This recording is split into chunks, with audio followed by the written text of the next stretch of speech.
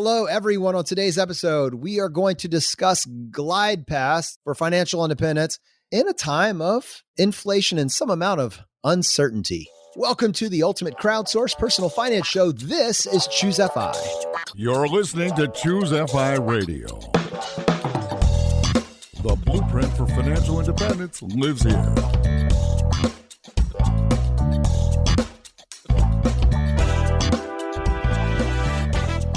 If you're looking to unlock the secrets to financial independence and early retirement, you're in the right place. Stay tuned and join a community of like-minded people who are getting off the hamster wheel and taking control of their lives in the pursuit of financial independence. Choose FI, your home for financial independence online.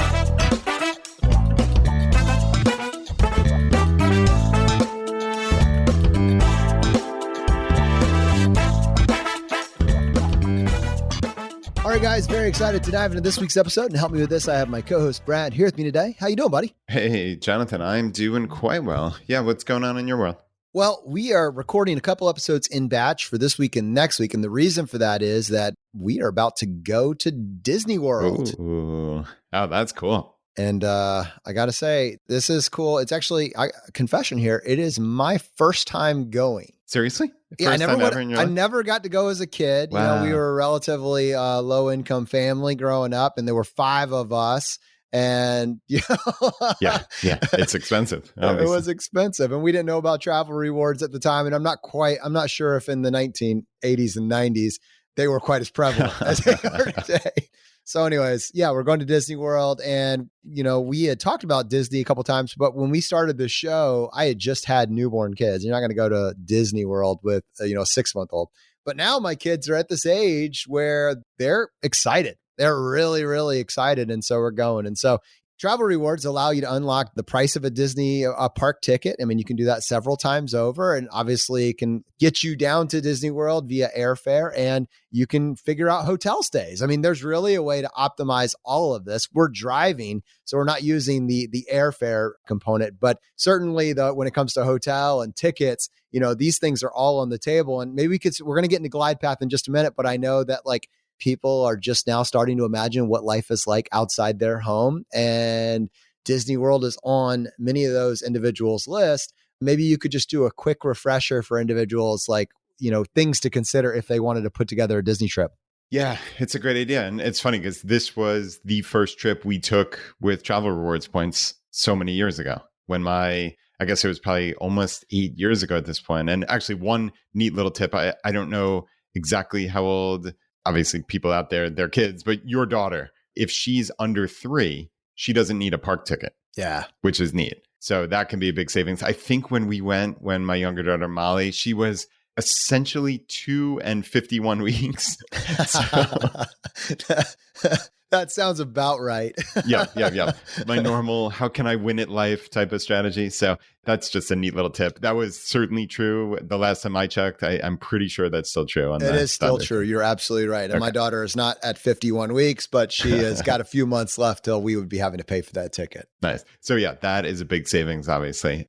So yeah, like I was saying, this was the first trip that I ever put together using travel rewards points. And we do have a full article actually on Choose FI about this. So just choosefi.com/Disney. But yeah, Jonathan, in really broad terms, Disney to me, for families that are so inclined or people that are so inclined to go, it's the best combination for travel rewards of ultra high value savings and ease of use.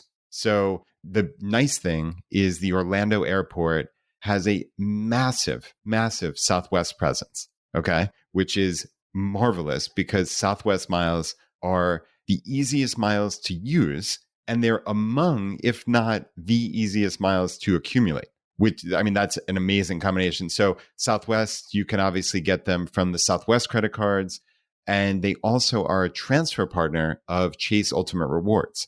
So if you have a card like the Sapphire Preferred, which is our favorite card, you can transfer those to your Southwest account and they become Southwest miles. Now, the reason why Southwest is the easiest to use is there aren't any award seat limitations. So just really simply, if the flight is available to pay for with cash or credit card, whatever, you can use your points. So especially the easiest ones, the best value are their like wanna get away fares.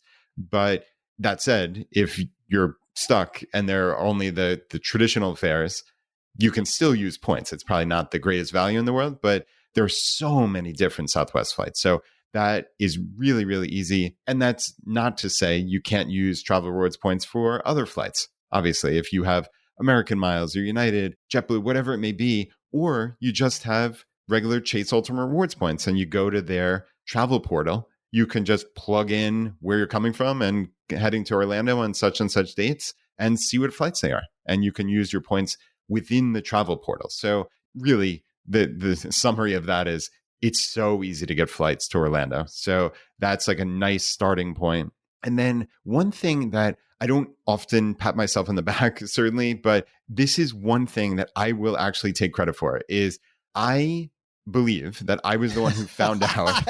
When you are the one to solve something on the internet, like you should get credit. So I'm excited that you're patting yourself on the back for this. And of course, it's possible someone else found this, but I'm pretty sure it was me. It's not possible. It's not possible.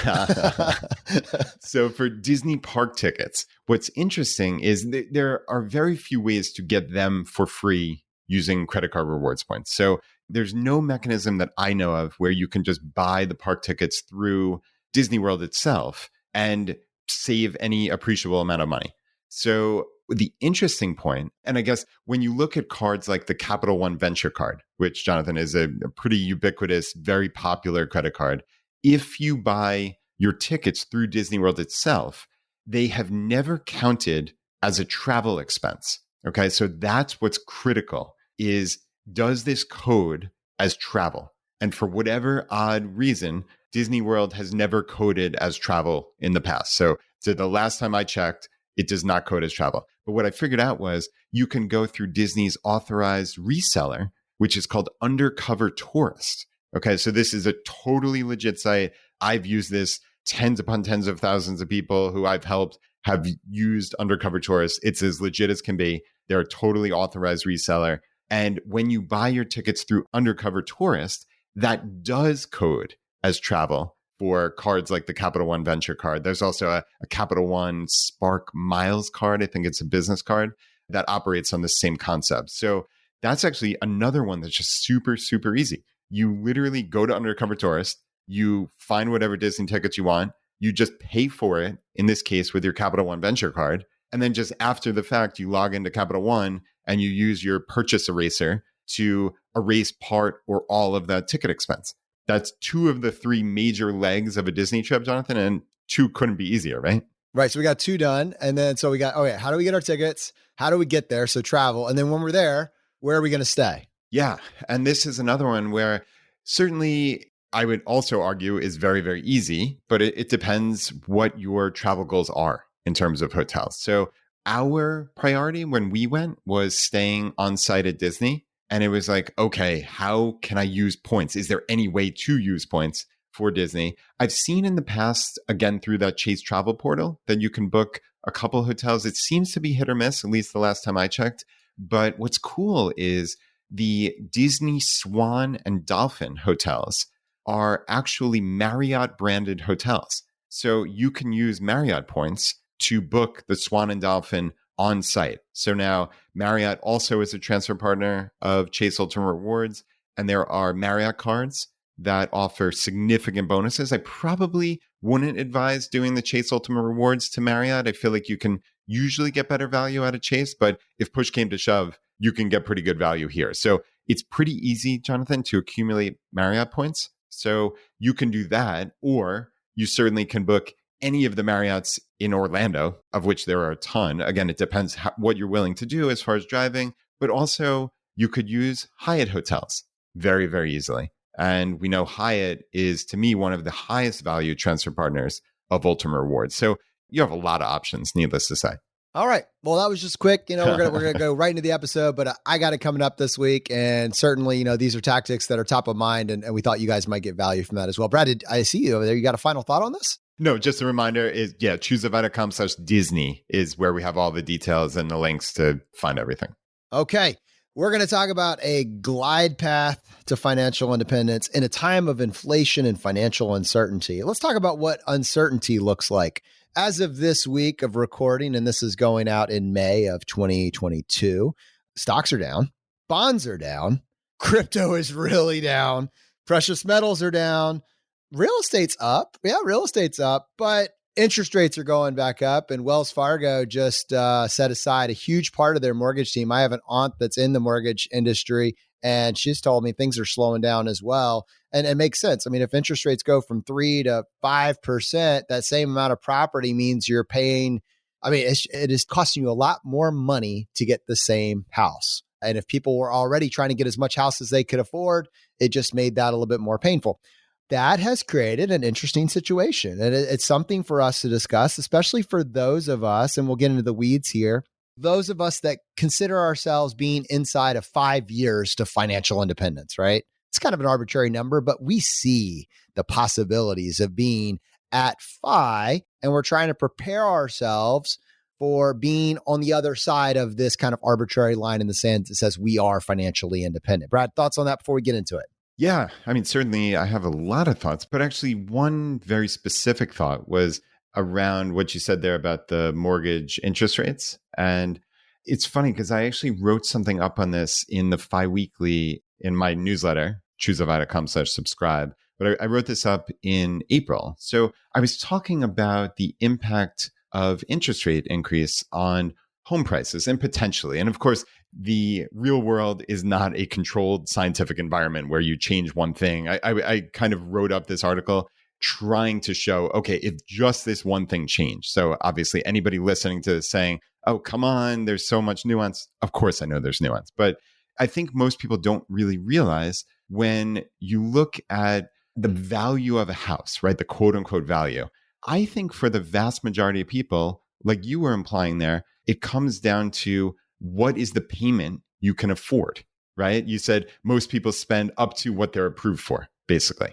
So to me, that's how I've always looked at this. And when you look at the components of a mortgage payment, taking aside the taxes and escrow, but just the principal and interest portion of the mortgage, there's 3 factors, right? There's the length of the term, and most mortgages are 30-year, some are 15, but you might start seeing other lengths crop up. And certainly we've seen 20 years. That's a lot less common.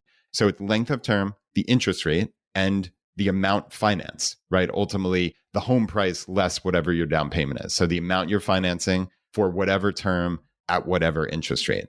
I mean, we could spend a lot of time going into the nuance of this, Jonathan, but the real simple way was just looking at, okay, let's say before interest rates started jumping up in the last couple of months, I think it was reasonable. I think what I have, and I think you might even have a slightly lower interest rate than this on your mortgage, but I figured 3.375%. So 3 3/8, very, very reasonable for where it's been over the last couple of years. And I was saying, okay, a $300,000 30-year loan at that 3 3/8 interest rate would be $1,326 monthly payment. Okay, so a little over $1,300 for a $300,000 loan at that lower interest rate.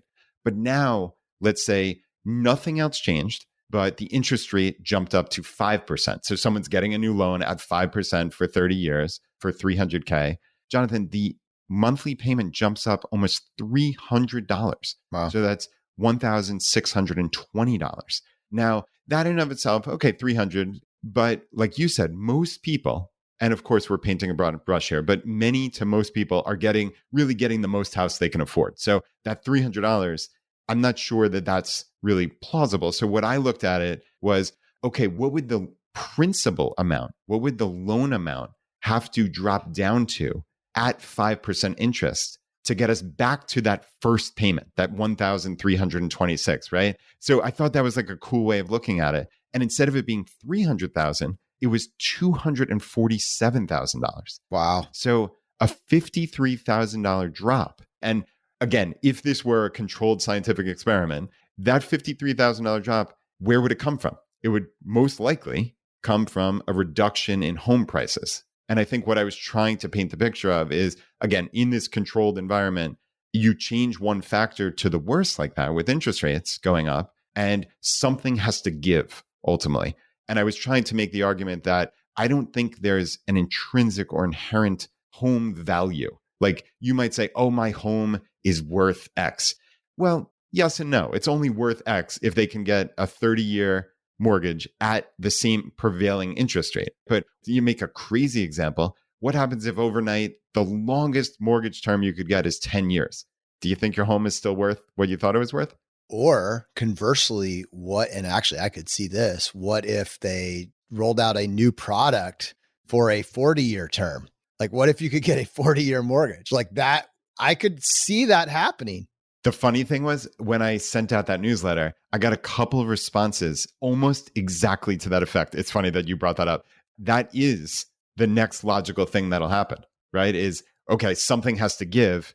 Maybe it is 40 years. Maybe it's 50 years, right? I mean, when you actually think about it, how many people are paying down a full 30-year mortgage? Very, very few. So I'm not making this argument, but to a lot of people, does it really matter? No, it can get them in that house. So it will not shock me at all. If we're prognosticating, we're putting on our Nostradamus hat, it would not shock me at all if a 40-year mortgage becomes somewhat more commonplace in the next couple of years. You know, it would be kind of fun to have a prognostication episode where we could get people from all over the community to go ahead and throw in their convictions, their bets, and then a year later grade those. Like, someone would need to manage that. But my predictions have mostly been off. And I think anybody that's and I'm not alone. Good grief. Like, if Jim Cramer had like a betting system, you could just like bet against him and you'd be like the richest man on earth. It'd be like 100%. Like, all of us have things that we think are going to happen. And the market seems to do whatever it can do to make us look foolish, which is why, to J.L. Collins' great point, and he has been proven right for well over basically the entire stock market history. Like, just ignore it and just invest when it goes up, invest when it goes down. And that self-selecting nature of the index funds will carry you to where you want to go. It's, he has on his website a guided meditation, which in periods like this always seems to be much more popular. It's what people need to be reminded of. Having said that, part of this confidence that you can have has to do with time horizon. Over a 40-year period, the stock market has produced real returns. So that means inflation-adjusted returns 100% of the time. That's an incredible statistic. But the same thing cannot be said over a 5-year period of time or a 1-year period of time. The stock market can be very volatile over a 1-year, 2-year, 3-year, 5-year period of time. And so for people that are viewing their success as being at a certain financial net worth at a particular date within a particular period of time, uncertainty is introduced into the equation. And so what I thought we could do is we'll come back to the rest of us on the back end of this. But I thought we could just spend just a few minutes talking about the lay of the land right now and this glide path. We have done the hard work. We hit our crossover point, that point in time in which your investments are actually generating more return for you than what you're contributing to the market with your income, with your salary, right? That's that crossover point in time. We talked about that before.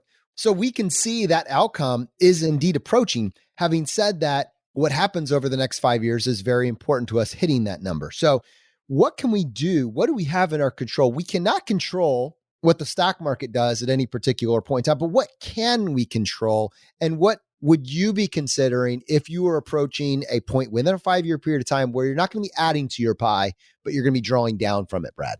Yeah, I hear you. And I'm so glad you mentioned that control what you can control. I think that's something we've really touched on so many times over the many hundreds of episodes here, because I think, to me, no matter what's going on in the environment, and, listen, it's not ideal looking at the stock market and seeing it go down every day. It just doesn't feel great. No matter how psychologically prepared you think you are, it doesn't feel great. But this has never and never will be the doom and gloom podcast, Jonathan, right? Like, it just simply isn't, because I think that control what you can control concept is so powerful that it supersedes everything, right? And like I've always said is, and this is kind of tongue in cheek, because obviously 50% savings rate is not plausible for everybody right off the bat, but a 50% savings rate cures all financially. And I've seen that in my own life, where I've done really stupid things with investments and speculation on real estate. And I still reached a point of financial independence in my mid to late 30s.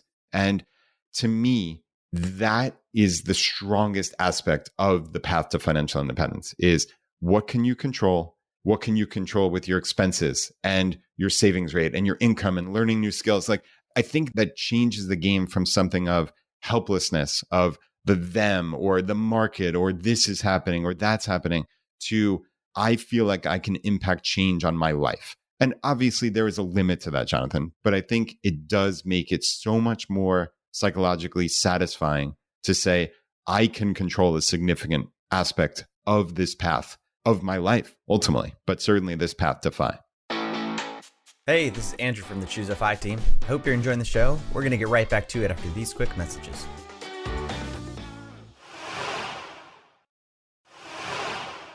All right. So going to that conversations about controlling what you can control, I mentioned that list at the beginning: crypto down, stocks down, precious metals down, bonds down, real estate is kind of like, we'll see what happens. But the one I didn't mention that adds, and I think an important layer, is that the dollar is down, right? So when you have inflation, it's not just all of these and like cash is this panacea. The dollar is down. Your purchasing power is also going down at a particular point in time. So it's just very interesting to have that on the board, and we can control absolutely none of that. And so then what are we going to do? And Brad, you pointed out, number one, like while we're earning, and we'll come back to this thought later, you can manage your savings rate and you can manage your income. Now, the problem is with the income piece for this first component, we are thinking about potentially, especially for the person that's thinking about like retirement as a word here, retirement mean retiring from that income earning component. That income, the ability to manage your income, that tool is going to go away at a set point, at least in your mind, depending on what happens. And so you're trying to figure out, all right, if I'm going to walk away from that variable, which I can control, what else do I have control of? And so we still have our savings rate. We have our expenses. Can we control our expenses? And then what tools do we still have available that will allow us to get some sort of return? And Brad, this is an interesting point that you and I have had offline, and it's probably time to bring it on the show. What sort of guaranteed return would you need in order to forego anything that you could possibly make? That's a good question. And I don't necessarily have an answer, but yeah, like the way I conceptualize this question is, okay, if I could guarantee, if someone offered me a guaranteed return on every dollar of my money, and I felt that there was almost certain safety and security with said investment, understanding that this is not possible, right? Because like there's always risk reward, and that's usually the higher return, the more risk is inherent. But I mean, I guess that said, there are some things that are safe at a tiny little return, like a bank account that's FDIC insured. So we'll say 0.01% might be guaranteed. But yeah, put that aside. If someone could guarantee me a 7 or 8% return on all of my money, I think I would put every single dollar in it. Certainly 8%. If I could get 8%, and it's interesting because, yeah, you hear all these people, oh, I'm looking to beat the market, or I'm looking to do this, or certainly you see people in the crypto markets and things like that, like expecting 100% return in a month or two, which is obviously they never see their money again. Yeah. Like basically the company is giving them back like 1% of their money a week or a day or whatever. But then by the time they get to like where they would have had all their initial money back, their original investment's gone. It's disappeared. The company's gone. They've moved on. Right. Like literally a Ponzi of either paying you with your own money These or guaranteed returns can be so expensive. Yeah, seriously. It is interesting to see this new wave of investors thinking that that's plausible. And then they would probably hear you and I talk here, and I'm curious what your answer would be. And 7 or 8%, that's laughable. Let's pause on the 7 or 8%. So when you said 7, 8%, did you just say I need to see 7 or 8%? Or were you saying, is that in your mind inflation adjusted 7? Because this is like, it used to be when inflation is running at 1 or 2%, while it does make a difference, it is not quite as much a factor in like, what are we talking about here? But, you know, if you're in a situation, and we're not right now, but if you're in a situation where inflation is at 12%, which there's a historical precedent for 12% inflation, if you were in that scenario, would you be happy to guarantee a 7 or 8% return?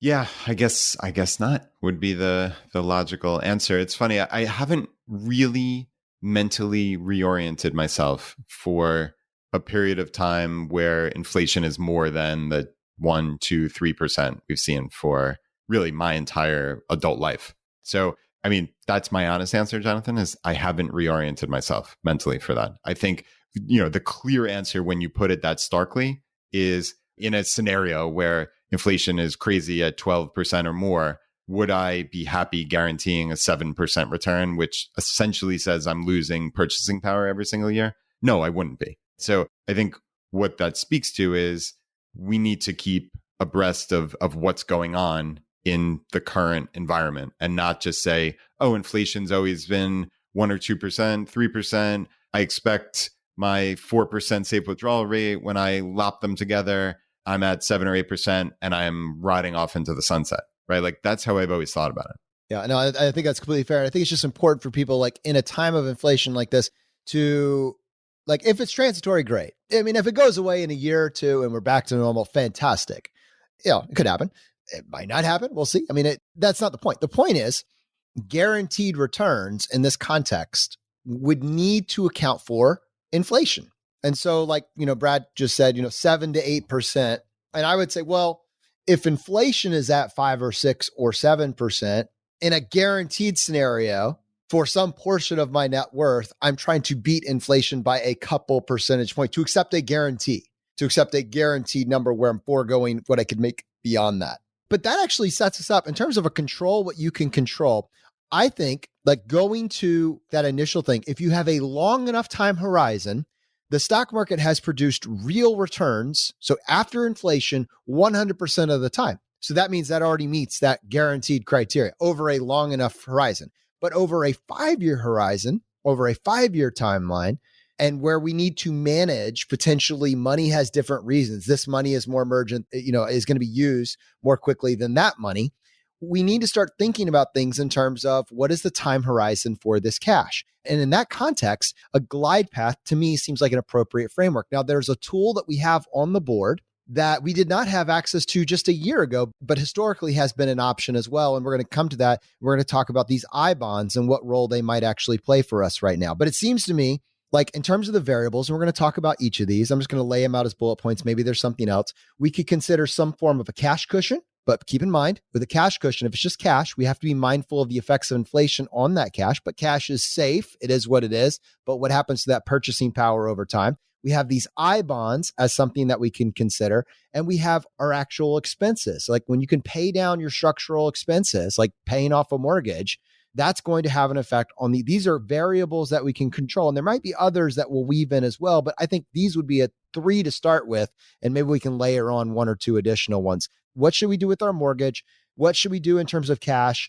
And what should we be mindful of in terms of investment tools like these I bonds? How could they be used as part of our glide path going into retirement? Yeah, that sounds like a plan. I guess let me jump off with the I bonds, because this is something that I've been looking into really since December of 2021. And of course, Jonathan, just like always, nothing we talk about here is financial advice for anybody, but we talk about what we're doing in our own lives and how we're surveying the scene and trying to get new information and figure out what works the best as the world is changing around us, right? Like nothing ever stays static. And I think that's really important. Something like this, the Series I bonds from the US government, something that I would have never considered before I learned about them in December of 2021.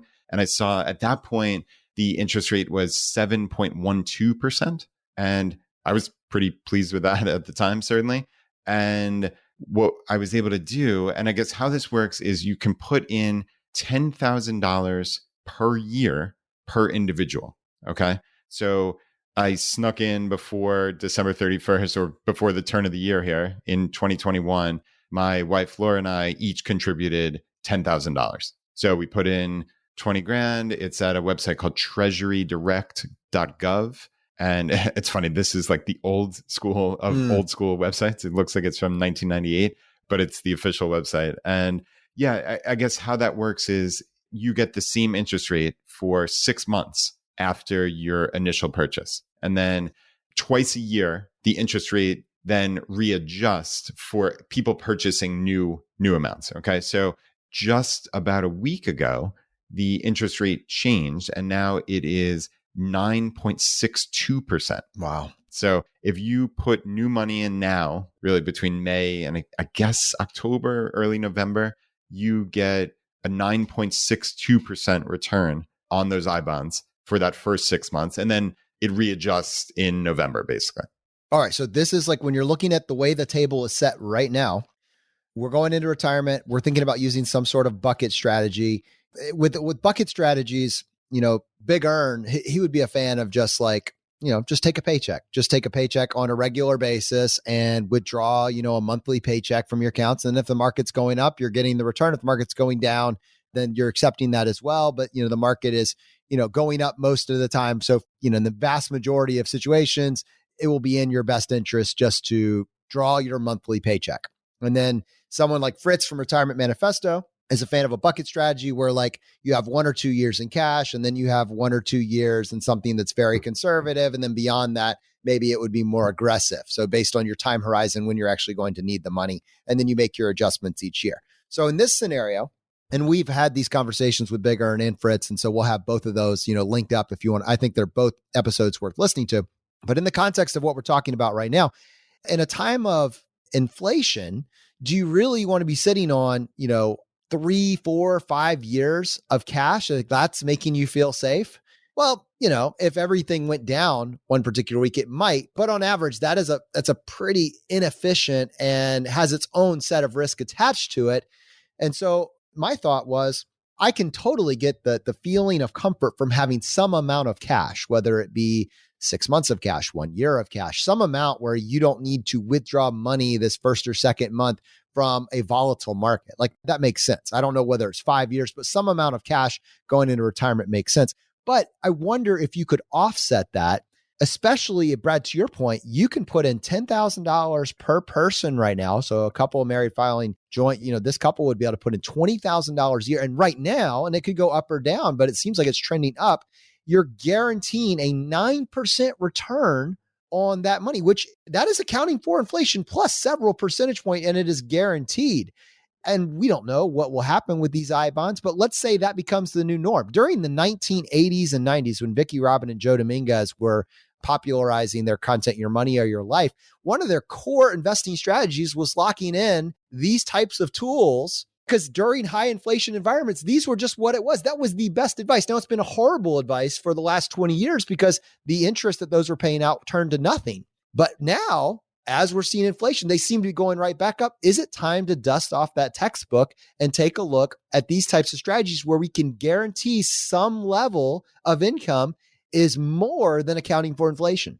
Yeah, and it's funny, for years, I feel like we've looked back at Your Money or Your Life and books from that time period and said, it's almost like laughable to imagine a time when you could guarantee a 15% return or an 18% return, whatever it was. But that was real life. It's not laughable, right? It's just that we lived in an environment where that was not plausible. But I mean, I think back to something my parents did, and they did not have a ton of money, but they were able to put aside a little bit of money for me for college. And because of a historical quirk of when I was born, and they were doing this in the early 1980s, they were able to get something absurd, like a guaranteed 18% interest on this year after year. And it was just, it locked up until for like 10 or 15 years. It was crazy. So, I mean, that was an absolute slam dunk. Yeah, it is interesting. Again, we don't know what the future is going to bring, but what we do know is life is always changing and you need to keep aware of this stuff. So Jonathan, speaking of, just to kind of close the loop on this, I want to just add a couple more details about these I bonds, just in case someone's thinking about it. So you do have to hold them for at least 12 months. So that's really, really critical. This is not like an emergency fund thing. And it's not I'm going to buy this for 6 months. You absolutely have to hold them for at least 12 months. And if you hold them for less than 5 years, you basically just lose the last 3 months of interest, which is not nothing, but it's not insurmountable either. And then the final point, which I think leads me back to you and where you were going with that, was, so we said $10,000 per person per year, but there's an additional thing where with your tax refund, you can actually purchase an additional $5,000 per year. But my understanding, which is amazing, right? And most people don't even realize that, who are even buying these I bonds. I have not been able to corroborate this at the official site, but I read multiple articles that suggested that was $5,000 per tax return. So if you're married filing joint, it would be, you could each make a $10,000 contribution per year, and then $5,000 from your tax refund. Meaning you would want to overpay and then take your refund and put it towards it? Is that accurate? That is where that would lead you. Yes. So if you had a tax refund, you could purchase up to $5,000 of I bonds. So since you're married filing joint, it's that one tax return. So you would be able to ultimately put in $25,000 for a married filing joint couple per calendar year. But yeah, we'll have to learn more about that. But yeah, it does suggest that in that case, you would actually want to overpay and have a refund that you could invest in these things. Okay. All right. So my thought, and this is open to feedback. And again, Brad's point, this is not financial advice, but I'm just like framing like as I see what my options are and making the best decision you can in a time where I don't know where safety is in the short term. Like where's safety? I don't know in the short term. What can we do? What I'm thinking is, as long as these I bonds are offering this level of return, my order of operations is keeping in mind, if you're within 5 years of financial independence, that almost by definition means you're in your peak earning years. Like those two are heavily correlated. So if that is the case, I'm going to start looking, my order of operations is I'm 5 years out. Me and my partner could do $10,000 each. Maybe there's a way to get that up and top an extra $5,000. So we're talking somewhere between $10,000, $20,000, or $25,000 a year can go into these I bonds at 9%. That's incredible, right? So we're talking about 5 years. If you could actually do that for 5 years and maybe the interest actually goes up, we'll see. Maybe it goes back down. But if it's approaching inflation, if you get, as opposed to your savings account, which is going to be nothing right now, right? I mean, it sounds like you could build up $100,000 war chest of pretty safe money that's making a great guaranteed return. And Brad, that 9% return for the money that you get in at that rate, that's guaranteed for the life that you hold it in those funds, or does that expire and then you have to renew at some lower rate later on? Yeah, my understanding is every 6 months it readjusts. So it depends what the interest rate is at that point. So if they went down to 1%, then all the money that you had in there would now, the second 6 months would only make the 1%. And if it went up to 11, would you go to the higher rate for the next 6 months? Yep. That is my strong understanding of how it works. So it's just whatever the prevailing interest rate is at that point. Yeah, the prior bonds you bought also get adjusted at that point. So interesting. Yeah, it is interesting. And again, this is not a cure-all. This is not an episode about I bonds, but it's something, would we have ever thought we'd be even talking about this 3 years ago?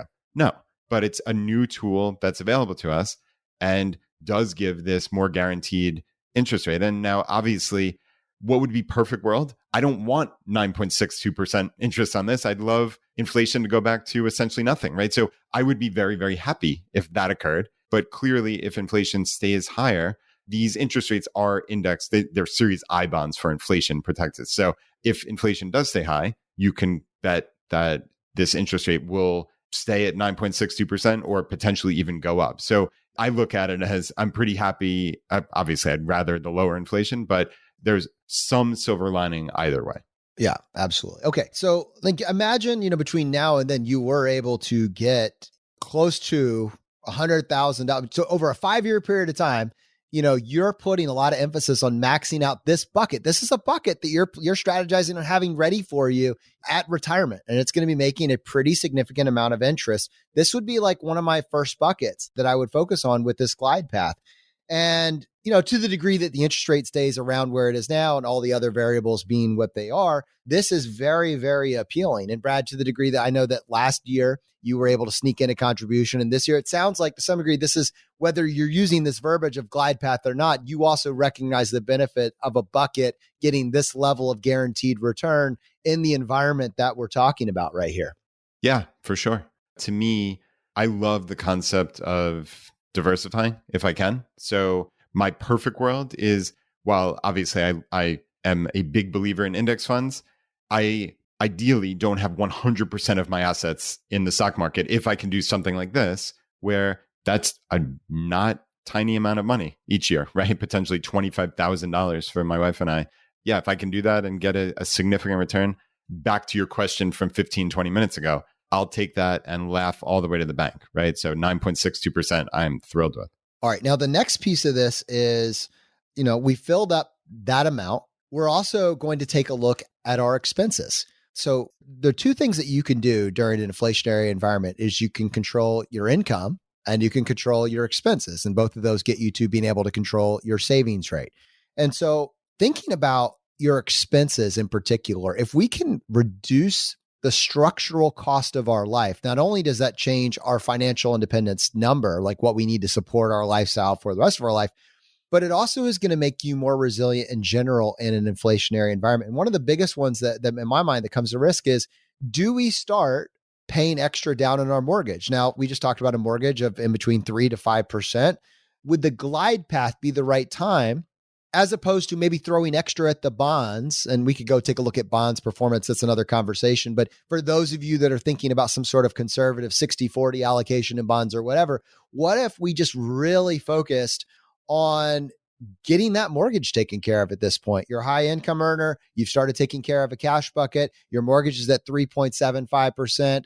That is a guaranteed return. But even more than that, when it's paid off, it completely changes the equation about how much you need to have to be at financial independence. If you're talking about $1,000 a month expense that you need to be able to cover every single month for Maslow's hierarchy of needs, or $2,000 expense, whatever it is, and it's just gone, your life just got way, way more secure. And so this is something that Big Earn folds into it. And I think an appropriate way to think about it is, how do I feel about bonds? Maybe I love them, maybe I don't. Maybe they're doing great, maybe they aren't. But paying down your mortgage could be thought of the same way as contributing extra to bonds. And it serves your goal of controlling what you can control, going into a point in time where you're going to be drawing down an income to cover those core expenses. And the cool thing is you can do it with new money, right? If the market's doing great, sure, you could pull out of the market and use that to pay down your cash. But conversely, you have a 5-year window and you're in peak earning years. Maybe this is a point to go ahead and start throwing extra at that mortgage, taking it a little bit more seriously, so you don't have to make quite as much of a decision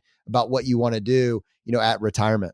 Yeah, this is one that I am so conflicted about, and I have been for the entire life of this podcast, as long as you've known me, right, Jonathan? And it continues till today. I mean, I think from like a math perspective and on like the rational side of my brain, I don't want to pay off my mortgage, especially in an inflationary period where I say, oh, wow, I mean, I'm paying something like $1,500 a month for my mortgage for the principal and interest portion. And with the way that rents have gone up and such, and I'm locked in on this for another 28 years.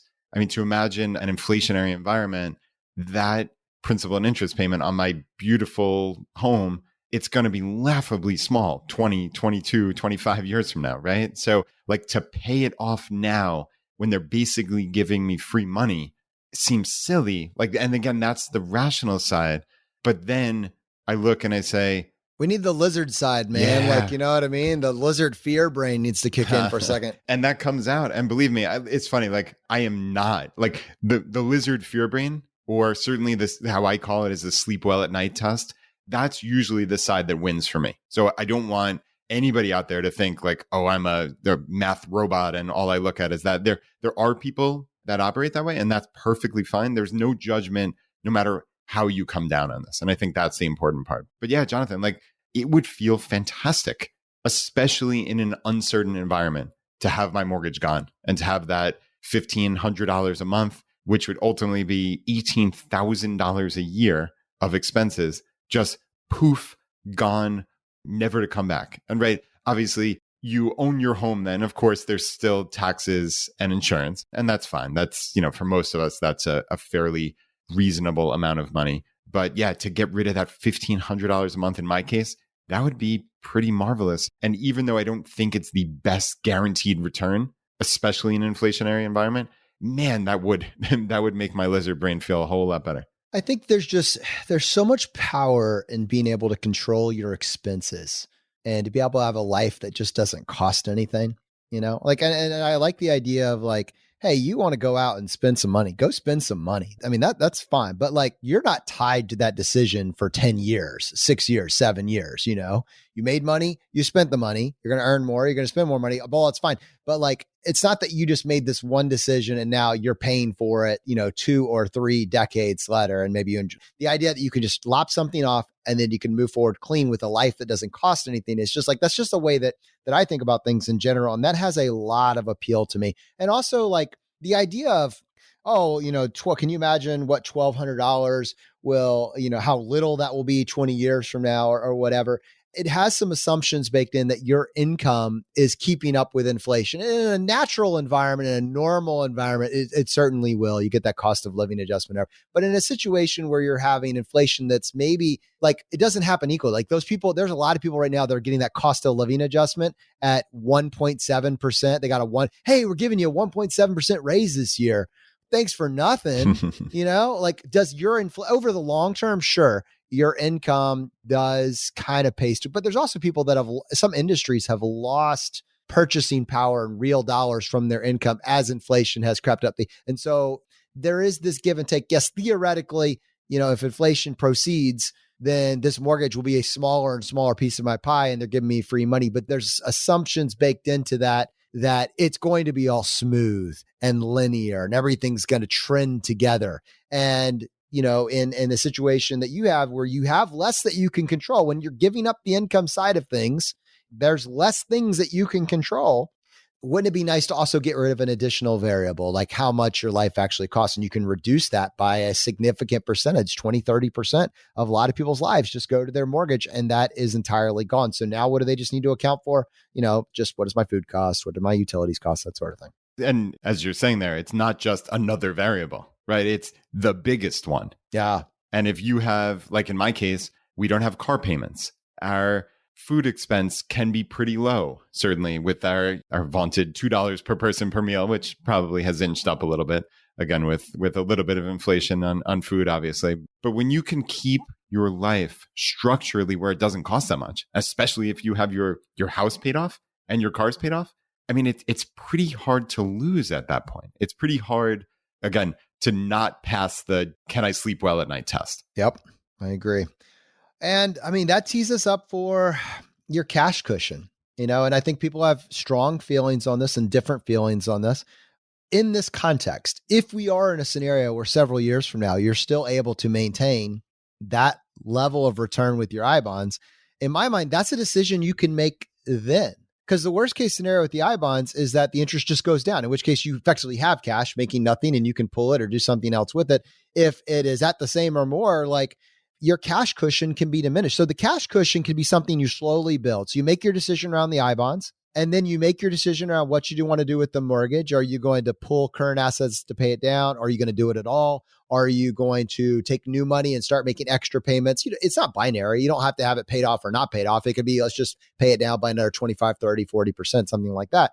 And then the last layer, once you made those two decisions, how much cash do you want to hold on to? And for me, I think at that point, it would be highly contingent on how much I've gotten into those I bonds and what percentage rate those I bonds are at. So now you're 1 or 2 years out. I'm probably, if the interest rate's still high, I'm probably going to still be trying to max out those I bonds. And then parallel to that, if I can, let's get a little bit in cash. But I probably don't want 10 years of cash, right? 5 years of cash, even that sounds like a lot. Like that kind of 6 months to 2 years is probably the range, depending on how well I feel like I've done with those I bonds. That's just kind of like a general framework, keeping in mind that in an inflationary environment, cash making 0.01% is losing purchasing power. Now you get the safety, you get to avoid the volatility of a market. You're also giving up the possible returns on a market. A lot of the market, when it turns quick. And that really brings us up to, we just said the stock market is down. We kind of threw it in with the rest of them, Brad. But I had you go look it up just going into the episode. I was like, Brad, are we back down to like the March 2020 levels? Because, it was so scary, March 2020. Are we back down to those levels yet? Yeah. And this was so interesting, right? In terms of when you see the stock market go down, like we've seen it go down the last couple of months, your mind, again, it's that lizard brain, right? And I wasn't sure. I didn't think that it was. Certainly, I didn't think it was that close. And that's to your credit. And I would say even a little bit to my credit, because I don't really pay attention to it anymore. Right. I'm not that worried. So that's a good thing. And I hope people can say, oh yeah, what does it actually do? Unless you were very fearful and that was taking over everything, but you hadn't done this, in which case this will be useful, right? Yeah, no, indeed. And I just looked up quickly the S&P 500 index, and yeah, it looks like, and I could have this slightly wrong if it's a day or so over, but it looks like the close was March 20th of 2020. And the S&P 500 was right around 2,305. Okay, so just remember that. But interestingly, the all-time high just about a month prior to that was 3,380. So before we're blissfully unaware, February 14th of 2020, Valentine's Day of 2020, it's 3,380. Then it drops all the way down to 2,305, or plus or minus there, right? And Jonathan, it's been on a tear for the last year and a half, almost 2 years. And we got to what looks to be a high right around the turn of the year. So December 31st, 2021, we got all the way up to 4,766. Okay. But the most recent close is almost at 4,000. Right now, as live today, it's 3,977. Okay. That's a lot of numbers, but just 3,977 in the absolute low, like we said, of March 2020, it was 2,304. That is a massive increase. So even though we've seen this pullback of maybe 15 to 18% over the last 4.5 months, we're still up to almost 4,000 on the S&P 500 as opposed to that 2,305. So it's still up 80%. That is absolutely crazy when you think about where we've come from. So picture, and I'd love to hear your thoughts on this, picture somebody who put in at the absolute worst time. They put all of their money in on February 14th of 2020, saw it crater down, and then just climb. And even with the 15 to 18% pullback in the last couple of months, they're still up significantly. Yeah. I mean, that's the amazing thing. Like, I mean, what does the market do from here? I mean, it could keep going down. It could also go back up. But the point is, like, at any particular point in time, like February 2020, the market was crushing it. And there were some people that were like, something bad has come in. I'm going to get my money out of the market. And they pulled it all out of the market. And then they just stayed out. And the market went to 4,700 from there. And so, yeah, they missed the bottom, but it's when to get out. If you make the choice to get out and get back in, it's when to get out and when to get back in. And very few people consistently nail it over time. And if you look at that trend line, you can avoid all the stress if you just, forget the keys to your account, right? Forget how to log in and check back in 40 years later. I mean, there's something to be said. Like, it's amazing, the stock market, and I'm going to borrow this from JL. I'm sure you borrowed it from someone else. The stock market is the only product that people flee from when it's going on sale. And while I don't necessarily like that terminology as much, I think when you take the longer view, you could just say that over a long enough period of time, if you know what's going to happen, great. If you know with 100% certainty what's happened, great. I understand people that know, but there's a lot of people that have known a lot of things that kind of have a blind eye to how much they knew that was actually wrong. And if you could quantify how much that cost them, as opposed to just like going through a process and trusting a 40-year process, how much money they've left on the table and how much stress they could have avoided, it's really unbelievable. And so, just have a long-term mindset. And if you don't have a long-term mindset because you need a glide path, let's focus on the glide path. Let's focus on actually building that out, crushing our expenses, et cetera. Guys, this has been a good conversation. I hope you got value from it. And I hope if you have more questions, you'll send them to us. Brad has a once-a-week newsletter that we've put a lot of energy into. He absolutely does an amazing job every single week. And people send us their questions and they send us their feedback, and we use that on the show and highlight those. And I hope you'll consider being a part of that. To access that once-a-week newsletter, it's a handwritten, curated newsletter from Brad once a week. You can get that on every Tuesday, and you can find it at choosify.com/subscribe. I really think it'll add value to your life. And I think, if you're kind of watching what's going on with uncertainty and you want to kind of know, how is the FI community at large handling this? I think that newsletter would be a value add to your life. Also, as a quick reminder, for those of you that are interested in going to Disney, as I am this next week, you can go get more information on how to do that using travel rewards at choosify.com/Disney. All right, my friends, next week, we're coming back and we're going to talk about managing the income side of this equation, right? So you are not on the glide path. You have 10 to 15 years. We are going to look at the opportunities that are available for individuals that can focus on optimizing their income. We'll see you next time as we continue to go down the road less traveled.